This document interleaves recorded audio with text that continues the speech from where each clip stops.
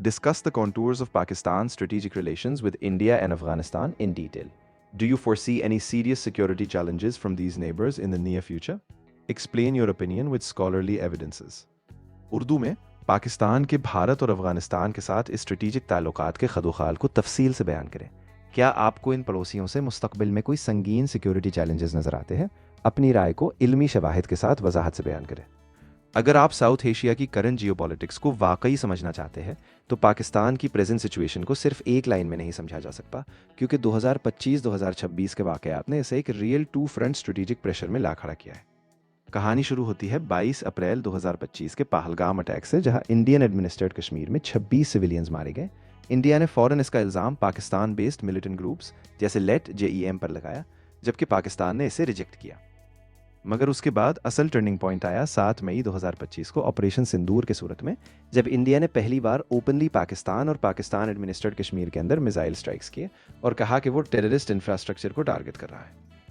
इसके जवाब में पाकिस्तान ने 10 मई को ऑपरेशन बुनियान और मरसूस लॉन्च किया, जिसमें इंडियन मिलिट्री बेसिस को टारगेट किया गया। और ख़ास बात यह थी कि इस कॉन्फ्लिक्ट में पहली बार दोनों न्यूक्लियर पावर्स के बीच ड्रोन वॉरफेयर भी देखा गया। दोनों साइड्स ने अपनी विक्ट्री क्लेम की। इंडिया ने कहा उसने कामयाब स्ट्राइक्स की, जबकि पाकिस्तान ने दावा किया कि उसने 20+ मिलिट्री टारगेट सेट किए और इंडियन जेट्स भी डाउन किए। और आखिरकार US mediation, Marco Rubio, JD Vance के बाद सीज फायर हो गया।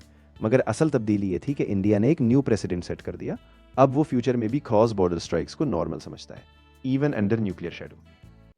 इसी दौरान इंडिया ने हाइब्रिड प्रेशर भी बढ़ाया, trade suspend, Attari Wagah border बंद, वीज़ास कैंसिल, और सबसे डेंजरस सिग्नल दिया कि वो इंडस वाटर ट्रीटी 1960 को रिविजिट कर सकता है, जो पाकिस्तान की एग्रीकल्चर और इकोनॉमी के लिए एग्जिस्टेंशियल इशू है। अब दूसरी तरफ देखें तो अफगानिस्तान के साथ सिचुएशन भी इक्वली सीरियस हो चुकी है।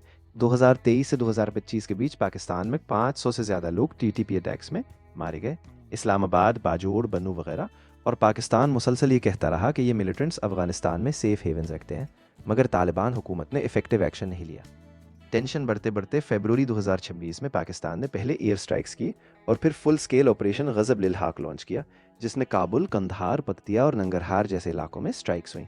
पाकिस्तानी ऑफिशियल्स के मुताबिक तालिबान के core HQs, brigade HQs, MO depots और 80+ मिलिट्री एसेट्स डिस्ट्रॉय किए गए, और डिफेंस मिनिस्टर खवाज आसिफ ने इसे ओपन वॉर करार दिया।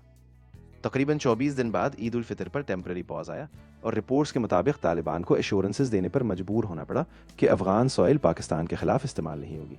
लेकिन यहाँ बड़ा सवाल ट्रस्ट डिफिसिट का है, क्योंकि माजी में ऐसे वादे बार बार टूट चुके हैं।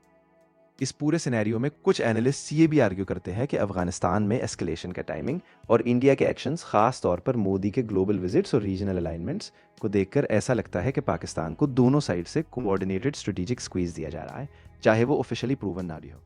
अब अगर स्कॉलरली लेंस से देखें तो ये क्लासिक सिक्योरिटी डायलेमा है, रियलिस्ट थ्योरी, जहां हर स्टेट अपनी सिक्योरिटी बढ़ाने की कोशिश में दूसरे के लिए थ्रेट बन जाती है, और यही वजह है कि एस्केलेशन का साइकिल चलता रहता है। ब्रेजेंस्की जैसे स्कॉलर्स पहले ही कह चुके हैं कि जो स्टेट्स मेजर पावर्स के इंटरसेक्शन पर होती हैं वो हमेशा ज़्यादा प्रेशर फेस करती हैं, और पाकिस्तान इसकी लाइव एग्जाम्पल है।